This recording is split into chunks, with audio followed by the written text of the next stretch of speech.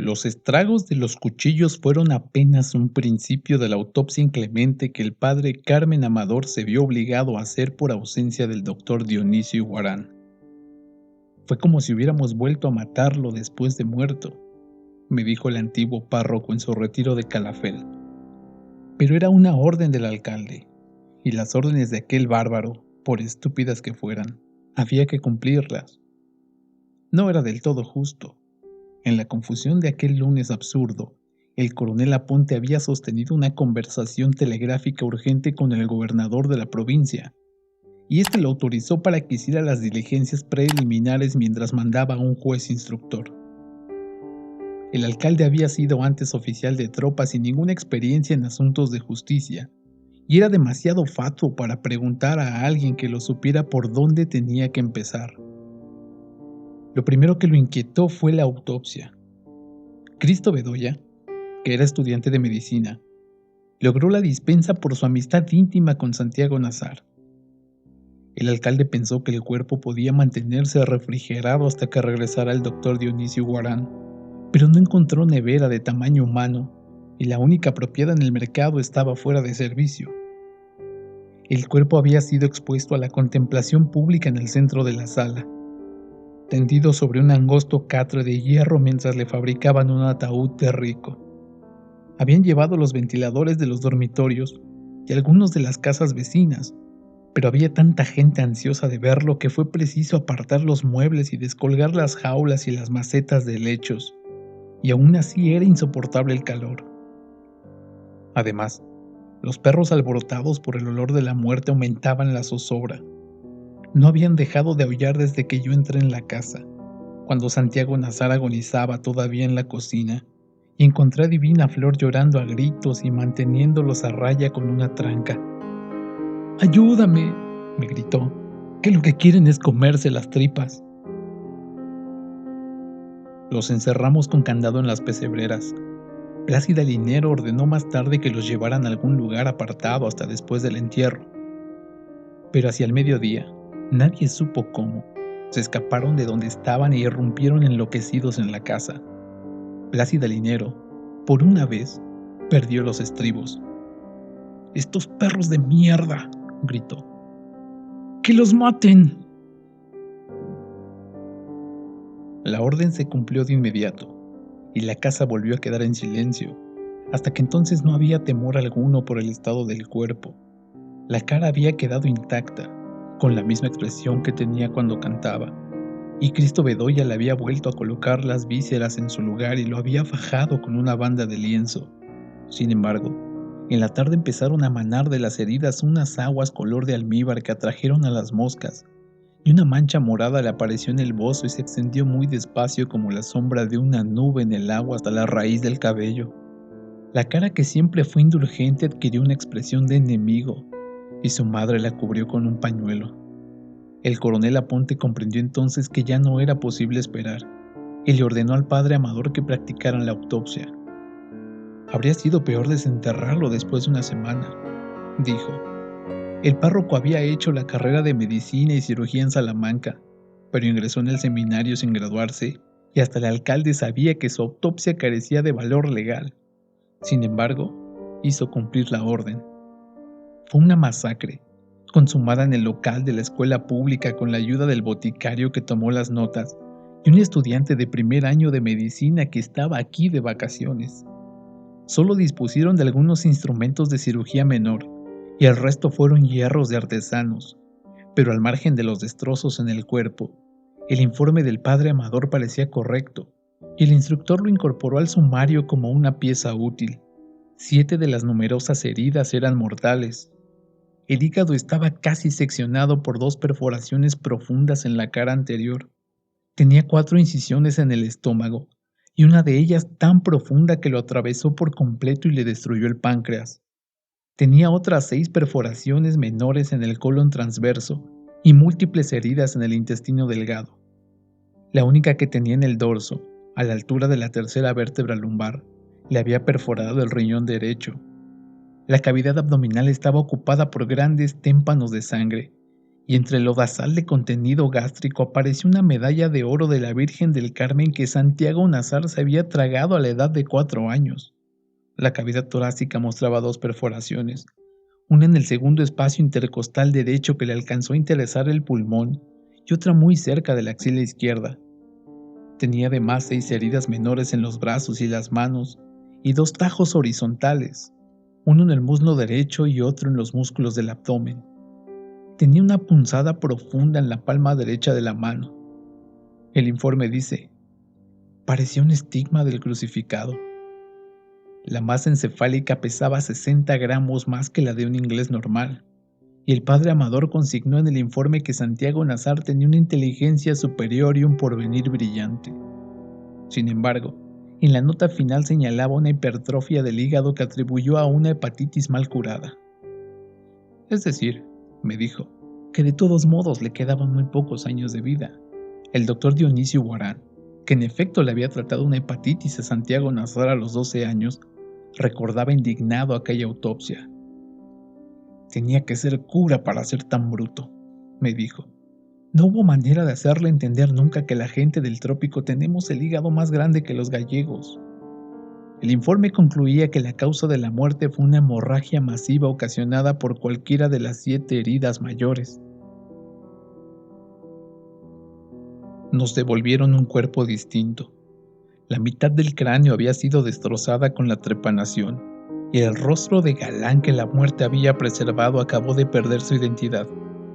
Además, el párroco había arrancado de cuajo las vísceras destazadas, pero al final no supo qué hacer con ellas y les impartió una bendición de rabia y las tiró en el balde de la basura. A los últimos curiosos asomados a las ventanas de la escuela pública se les acabó la curiosidad. El ayudante se desvaneció y el coronel Lázaro Aponte, que había visto y causado tantas masacres de represión, terminó por ser vegetariano además de espiritista. El cascarón vacío, embutido de trapos y cal viva, y cosido a la machota con bramante basto y agujas de enfardelar, estaba a punto de desbaratarse cuando lo pusimos en el ataúd nuevo de seda capitonada. Pensé que así se conservaría por más tiempo, me dijo el padre Amador. Sucedió lo contrario. Tuvimos que enterrarlo deprisa al amanecer, porque estaba en tan mal estado que ya no era soportable dentro de la casa. Despuntaba un martes turbio. No tuve valor para dormir solo al término de la jornada opresiva. Y empujé la puerta de la casa de María Alejandrina Cervantes por si no había pasado el cerrojo. Los calabozos de luz estaban encendidos en los árboles, y en el patio de baile había varios fogones de leña con enormes ollas humeantes, donde las mulatas estaban tiñendo de luto sus ropas de parranda. Encontré a María Alejandrina Cervantes despierta como siempre al amanecer, y desnuda por completo como siempre que no había extraños en la casa. Estaba sentada la turca sobre la cama de reina frente a un platón babilónico de cosas de comer. Costillas de ternera, una gallina hervida, lomo de cerdo y una guarnición de plátanos y legumbres que hubiera alcanzado para 5. Comer sin medida fue siempre su único modo de llorar, y nunca la había visto hacerlo con semejante pesadumbre. Me acosté a su lado, vestido, sin hablar apenas, y llorando yo también a mi modo. Pensaba en la ferocidad del destino de Santiago Nazar, que le había cobrado 20 años de dicha no solo con la muerte, sino además con el descuartizamiento del cuerpo y con su dispersión y exterminio. Soñé que una mujer entraba en el cuarto con una niña en brazos, y que ésta ronzaba sin tomar aliento y los granos de maíz a medio mascar le caían en el corpiño. La mujer me dijo: ella mastica a la topa tolondra, un poco el desgaire, un poco el desgarriate. De pronto sentí los dedos ansiosos que me soltaban los botones de la camisa, y sentí el olor peligroso de la bestia de amor acostada a mis espaldas, y sentí que me hundía en las delicias de las arenas movedizas de su ternura, pero se detuvo de golpe, tosió desde muy lejos y se escurrió de mi vida. No puedo, dijo, hueles a él, no solo yo. Todo siguió oliendo a Santiago Nazar aquel día. Los hermanos Vicario los sintieron en el calabozo donde los encerró el alcalde mientras se les ocurría qué hacer con ellos. Por más que me restregaba con jabón y estropajo no podía quitarme el olor, me dijo Pedro Vicario. Llevaban 3 noches sin dormir, pero no podían descansar, porque tan pronto como empezaban a dormir se volvían a cometer el crimen. Ya casi viejo, tratando de explicarme su estado de aquel día interminable, Pablo Vicario me dijo sin ningún esfuerzo: era como estar despierto 2 veces. Esa frase me hizo pensar que lo más insoportable para ellos en el calabozo debió haber sido la lucidez. El cuarto tenía 3 metros de lado, una claraboya muy alta con barras de hierro, una letrina portátil, un aguamanil con su palangana y su jarra, y 2 camas de mampostería con colchones de estera. El coronel Aponte, bajo cuyo mandato se había construido, decía que no hubo un hotel más humano. Mi hermano Luis Enrique estaba de acuerdo, pues una noche lo encarcelaron por una reyerta de músicos y el alcalde permitió por caridad que una de las mulatas lo acompañara. Tal vez los hermanos Vicario hubieran pensado lo mismo a las 8 de la mañana, cuando se sintieron a salvo de los árabes. En ese momento los reconfortaba el prestigio de haber cumplido con su ley, y su única inquietud era la persistencia del olor. Pidieron agua abundante, jabón de monte y estropajo, y se lavaron la sangre de los brazos y la cara, y lavaron además las camisas, pero no lograron descansar. Pedro Vicario pidió también sus purgaciones y diuréticos, y un rollo de gasa estéril para cambiarse la venda, y pudo orinar 2 veces durante la mañana. Sin embargo, la vida se le fue haciendo tan difícil a medida que avanzaba el día, que el olor pasó a segundo lugar. A las 2 de la tarde, cuando hubiera podido fundirlos la modorra del calor, Pedro Vicario estaba tan cansado que no podía permanecer tendido en la cama, pero el mismo cansancio le impedía mantenerse de pie. El dolor de las ingles le llegaba hasta el cuello, se le cerró la orina y padeció la certidumbre espantosa de que no volvería a dormir en el resto de su vida. Estuve despierto 11 meses, me dijo, y yo lo conocía bastante bien para saber que era cierto. No pudo almorzar. Pablo Vicario, por su parte, comió un poco de cada cosa que le llevaron, y un cuarto de hora después se desató en una colerina pestilente. A las 6 de la tarde, mientras le hacían la autopsia al cadáver de Santiago Nazar, el alcalde fue llamado de urgencia porque Pedro Vicario estaba convencido de que habían envenenado a su hermano. Me estaba yendo en aguas, me dijo Pablo Vicario, y no podíamos quitarnos la idea de que eran vainas de los turcos. Hasta entonces había desbordado 2 veces la letrina portátil, y el guardián de vista lo había llevado otras 6 al retrete de la alcaldía. Allí lo encontró el coronel Aponte, encañonado por la guardia en el excusado sin puertas, y desaguándose con tanta fluidez que no era absurdo pensar en el veneno. Pero lo descartaron de inmediato, cuando se estableció que solo había bebido el agua y comido el almuerzo que les mandó Pura Vicario. No obstante, el alcalde quedó tan impresionado que se llevó a los presos para su casa con una custodia especial, hasta que vino el juez de instrucción y los trasladó al panóptico de Riohacha. El temor de los gemelos respondía al estado de ánimo de la calle. No se descartaba una represalia de los árabes, pero nadie, salvo los hermanos Vicario, había pensado en el veneno. Se suponía más bien que aguardaran la noche para echar gasolina por la claraboya e incendiar a los prisioneros dentro del calabozo. Pero aún esa era una suposición demasiado fácil. Los árabes constituían una comunidad de inmigrantes pacíficos que se establecieron a principios del siglo en los pueblos del Caribe, aún en los más remotos y pobres, y allí se quedaron vendiendo trapos de colores y baratijas de feria. Eran unidos, laboriosos y católicos.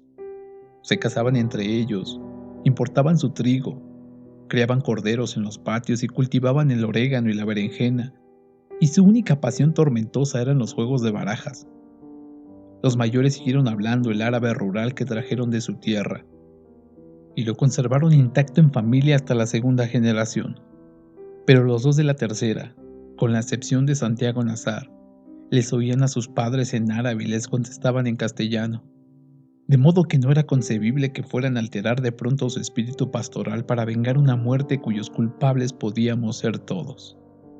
En cambio, nadie pensó en una represalia de la familia de Plácida Linero, que fueron gentes de poder y de guerra hasta que se les acabó la fortuna, y que habían engendrado más de 2 matones de cantina preservados por la sal de su nombre. El coronel Aponte, preocupado por los rumores, visitó a los árabes familia por familia, y al menos por esa vez sacó una conclusión correcta. Los encontró perplejos y tristes, con insignias de duelo en sus altares, y algunos lloraban a gritos sentados en el suelo, pero ninguno abrigaba propósitos de venganza. Las reacciones de la mañana habían surgido al calor del crimen, y sus propios protagonistas admitieron que en ningún caso habrían pasado de los golpes. Más aún, fue Suseme Abdalá, la matriarca centenaria, quien recomendó la infusión prodigiosa de flores de pasionaria y ajenjo mayor que cegó la colerina de Pablo Vicario y desató a la vez el manantial florido de su gemelo. Pedro Vicario cayó entonces en un sopor insomne, y el hermano restablecido concilió su primer sueño sin remordimientos. Así los encontró Purísima Vicario a las 3 de la madrugada del martes, cuando el alcalde la llevó a despedirse de ellos. Se fue la familia completa, hasta las hijas mayores con sus maridos, por iniciativa del coronel Aponte. Se fueron sin que nadie se diera cuenta, al amparo del agotamiento público, mientras los únicos sobrevivientes despiertos de aquel día irreparable estábamos enterrando a Santiago Nazar. Se fueron mientras se calmaban los ánimos, según la decisión del alcalde, pero no regresaron jamás. Pura Vicario le envolvió la cara con un trapo a la hija de vuelta para que nadie le viera los golpes, y la vistió de rojo encendido para que no se imaginaran que le iba guardando luto al amante secreto. Antes de irse le pidió al padre Amador que confesara a los hijos en la cárcel, pero Pedro Vicario se negó, y convenció al hermano de que no tenía nada de qué arrepentirse. Se quedaron solos, y el día del traslado a Riohacha estaban tan repuestos y convencidos de su razón, que no quisieron ser sacados de noche, como hicieron con la familia, sino a pleno sol y con su propia cara. Poncio Vicario, el padre, murió poco después. Se lo llevó la pena moral, me dijo Ángela Vicario. Cuando los gemelos fueron absueltos se quedaron en Riohacha, a solo un día de viaje de Manuaré, donde vivía la familia. Allá fue Prudencia Cotes a casarse con Pablo Vicario, que aprendió el oficio del oro en el taller de su padre y llegó a ser un orfebre depurado. Pedro Vicario, sin amor ni empleo, se reintegró 3 años después a las Fuerzas Armadas. Mereció las insignias de sargento primero, y una mañana espléndida su patrulla se internó en territorio de guerrillas cantando canciones de putas. Y nunca más se supo de ellos. Para la inmensa mayoría solo hubo una víctima, Bayardo San Román. Suponían que los otros protagonistas de la tragedia habían cumplido con dignidad, y hasta con cierta grandeza, la parte de favor que la vida les tenía señalada. Santiago Nazar había expiado la injuria. Los hermanos Vicario habían probado su condición de hombres, y la hermana burlada estaba otra vez en posesión de su honor. El único que lo había perdido todo era Bayardo San Román, el pobre Bayardo, como se le recordó durante años. Sin embargo, nadie se había acordado de él hasta después del eclipse de luna. El sábado siguiente, cuando el viudo de Xux le contó al alcalde que había visto un pájaro fosforescente aleteando sobre su antigua casa, y pensaba que era el ánima de su esposa que andaba reclamando lo suyo. El alcalde se dio en la frente una palmada que no tenía nada que ver con la visión del viudo. ¡Carajo!, gritó. Se me había olvidado ese pobre hombre. Subió a la colina con una patrulla y encontró el automóvil descubierto frente a la quinta, y vio una luz solitaria en el dormitorio, pero nadie respondió a sus llamados. Así que forzaron una puerta lateral y recorrieron los cuartos iluminados por los rescoldos del eclipse. Las cosas parecían debajo del agua, me contó el alcalde. Bayardo San Román estaba inconsciente en la cama, todavía como lo había visto Pura Vicario en la madrugada del lunes con el pantalón de fantasía y la camisa de seda, pero sin los zapatos. Había botellas vacías por el suelo y muchas más sin abrir junto a la cama, pero ni un rastro de comida. Estaba en el último grado de intoxicación etílica, me dijo el doctor Dionisio Guarán, que lo había atendido de emergencia, pero se recuperó en pocas horas y tan pronto como recobró la razón los echó a todos de la casa con los mejores modos de que fue capaz. «Que nadie me joda», dijo, ni mi papá con sus pelotas de veterano. El alcalde informó del episodio al general Petronio San Román, hasta la última frase literal, con un telegrama alarmante. El general San Román debió tomar al pie de la letra la voluntad del hijo, porque no vino a buscarlo, sino que mandó a la esposa con las hijas y a otras 2 mujeres mayores que parecían ser sus hermanas. Vinieron en un buque de carga, cerrada de luto hasta el cuello por la desgracia de Bayardo San Román y con los cabellos sueltos de dolor. Antes de pisar tierra firme se quitaron los zapatos y atravesaron las calles hasta la colina caminando descalzas en el polvo ardiente del mediodía, arrancándose mechones de raíz y llorando con gritos tan desgarradores que parecían de júbilo. Yo las vi pasar desde el balcón de Magdalena Oliver, y recuerdo haber pensado que un desconsuelo como ese solo podía fingirse para ocultar otras vergüenzas mayores. El coronel Lázaro Aponte las acompañó a la casa de la colina, y luego subió el doctor Dionisio Guarán en su mula de urgencias. Cuando se alivió el sol, 2 hombres del municipio bajaron a Bayardo San Román en una hamaca colgada de un palo, tapado hasta la cabeza con una manta y con el séquito de plañideras. Magdalena Oliver creyó que estaba muerto. «¡Colons de Deu!», exclamó. «¡Qué desperdicio!». Estaba otra vez postrado por el alcohol, pero costaba creer que lo llevaran vivo, porque el brazo derecho le iba arrastrando por el suelo, y tan pronto como la madre se lo ponía dentro de la hamaca se le volvía a descolgar, de modo que dejó un rastro en la tierra desde la cornisa del precipicio hasta la plataforma del buque. Eso fue lo último que nos quedó de él, un recuerdo de víctima. Dejaron la quinta intacta. Mis hermanos y yo subíamos a explorarla en noches de parranda cuando volvíamos de vacaciones, y cada vez encontrábamos menos cosas de valor en los aposentos abandonados. Una vez rescatamos la maletita de mano que Ángela Vicario le había pedido a su madre la noche de bodas, pero no le dimos ninguna importancia.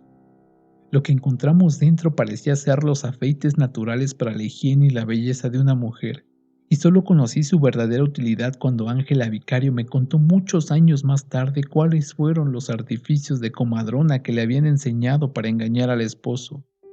Fue el único rastro que dejó en el que fuera su hogar de casada por 5 horas. Años después, cuando volví a buscar los últimos testimonios para esta crónica, no quedaban tampoco ni los rescoldos de la dicha de Yolanda de Xius. Las cosas habían ido desapareciendo poco a poco a pesar de la vigilancia empecinada del coronel Lázaro Aponte. Inclusive el escaparate de 6 lunas de cuerpo entero que los maestros cantores de Mompox habían tenido que armar dentro de la casa, pues no cabía por las puertas. Al principio, el viudo de Xius estaba encantado pensando que eran recursos póstumos de la esposa para llevarse lo que era suyo. El coronel Lázaro Aponte se burlaba de él, pero una noche se le ocurrió oficiar una misa de espiritismo para esclarecer el misterio, y el alma de Yolanda de Xius le confirmó de su puño y letra que en efecto era ella quien estaba recuperando para su casa de la muerte los cachivaches de la felicidad. La quinta empezó a desmigajarse. El coche de boda se fue desbaratando en la puerta, y al final no quedó sino la carcacha podrida por la intemperie. Durante muchos años no se volvió a saber nada de su dueño. Hay una declaración suya en el sumario, pero es tan breve y convencional que parece remendada a última hora para cumplir con una fórmula ineludible.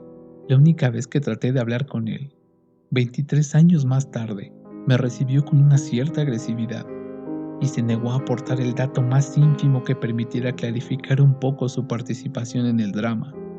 En todo caso, ni siquiera sus padres sabían de él mucho más que nosotros, ni tenían la menor idea de qué vino a hacer en un pueblo extraviado sin otro propósito aparente que el de casarse con una mujer que no había visto nunca.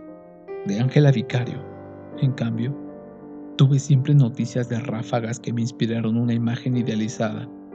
Mi hermana la monja anduvo algún tiempo por la Alta Guajira tratando de convertir a los últimos idólatras, y solía detenerse a conversar con ella en la aldea abrasada por la sal del Caribe donde su madre había tratado de enterrarla en vida.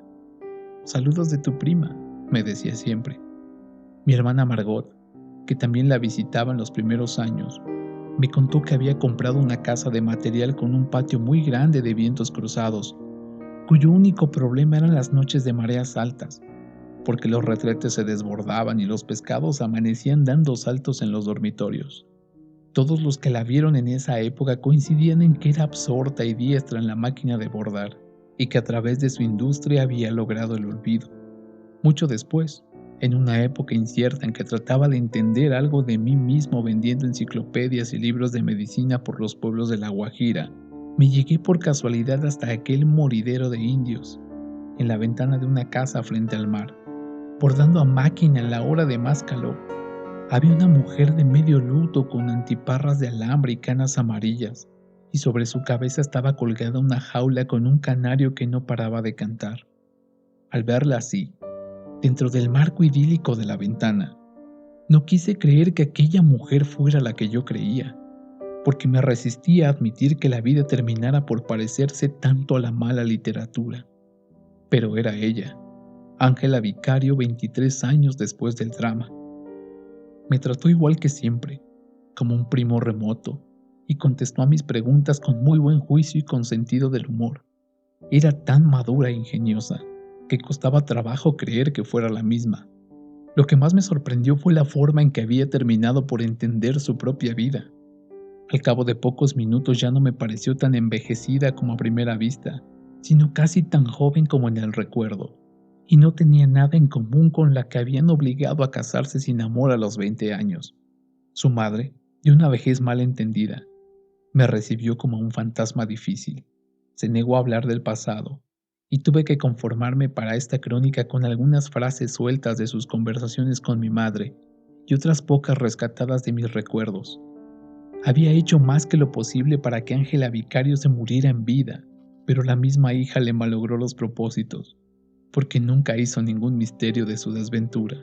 Al contrario, a todo el que quiso oírla se la contaba con sus pormenores, salvo el que nunca sabía declarar quién fue, y cómo y cuándo, el verdadero causante de su perjuicio, porque nadie creyó que en realidad hubiera sido Santiago Nazar.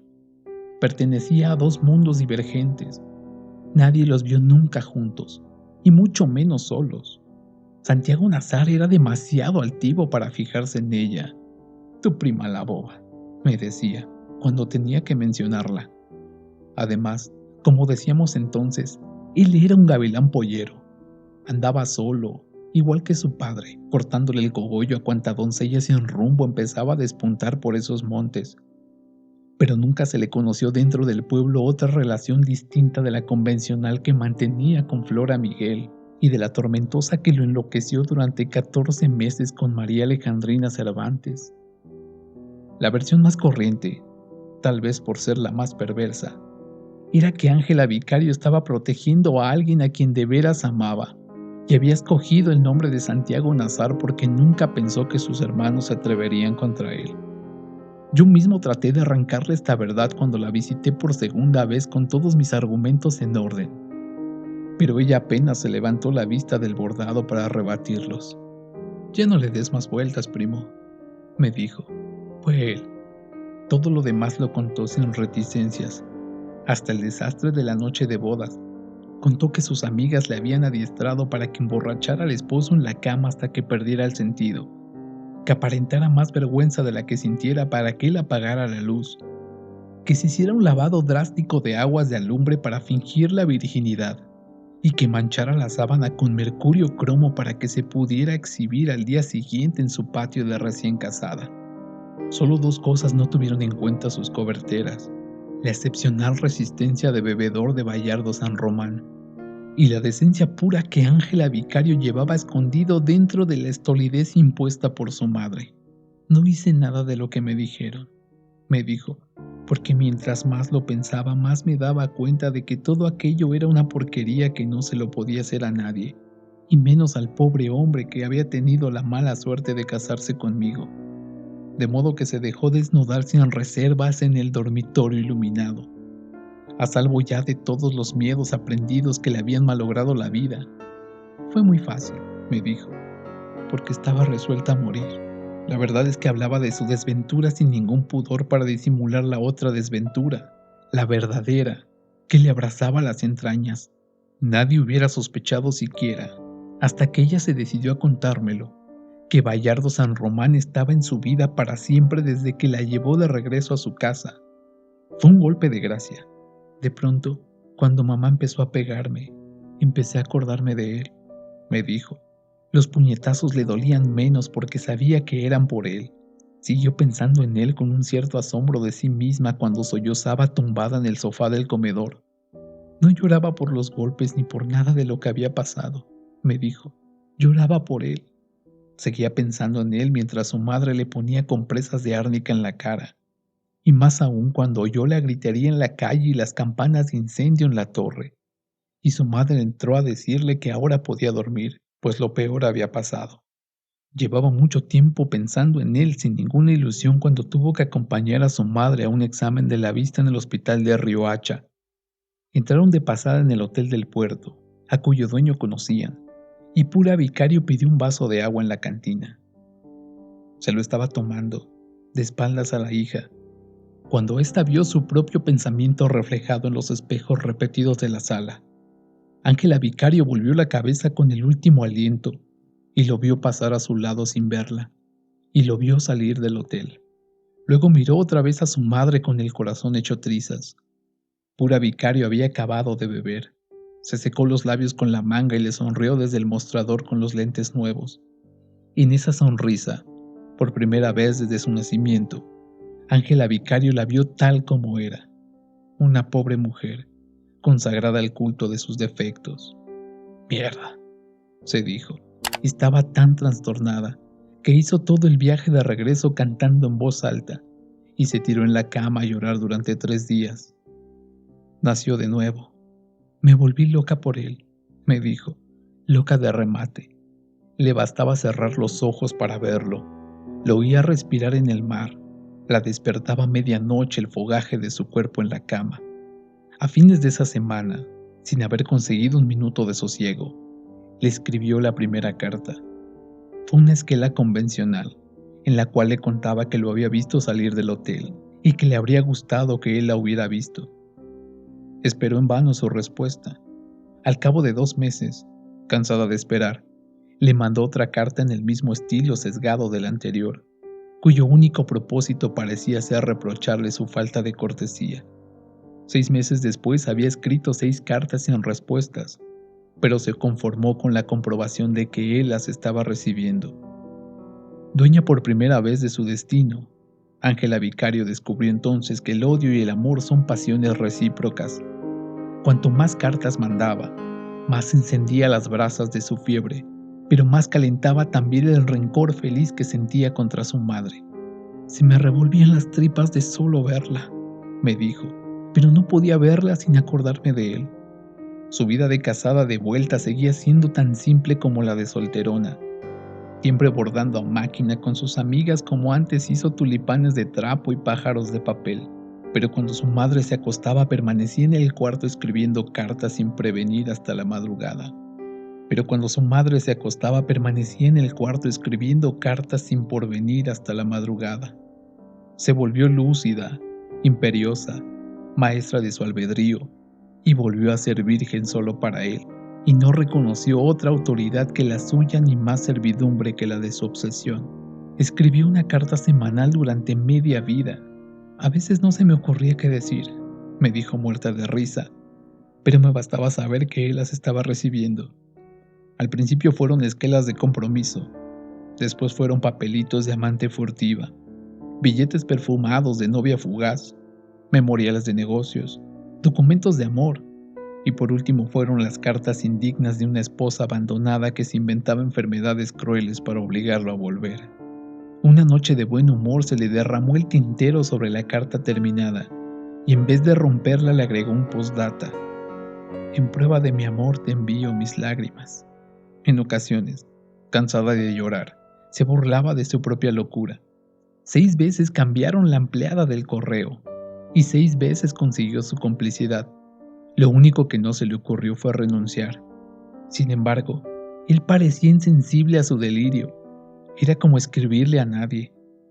Una madrugada de vientos, por el año 10, la despertó la certidumbre de que él estaba desnudo en su cama. Le escribió entonces una carta febril de 20 pliegos en la que soltó sin pudor las verdades amargas que llevaba podridas en el corazón desde su noche funesta. Le habló de las lacras eternas que él había dejado en su cuerpo, de la sal de su lengua, de la trilla de fuego de su verga africana. Se la entregó a la empleada del correo, que iba los viernes en la tarde a bordar con ella para llevarse las cartas, y se quedó convencida de que aquel desahogo terminal sería el último de su agonía. Pero no hubo respuesta. A partir de entonces ya no era consciente de lo que escribía, ni a quién le escribía a ciencia cierta, pero siguió escribiendo sin cuartel durante 17 años.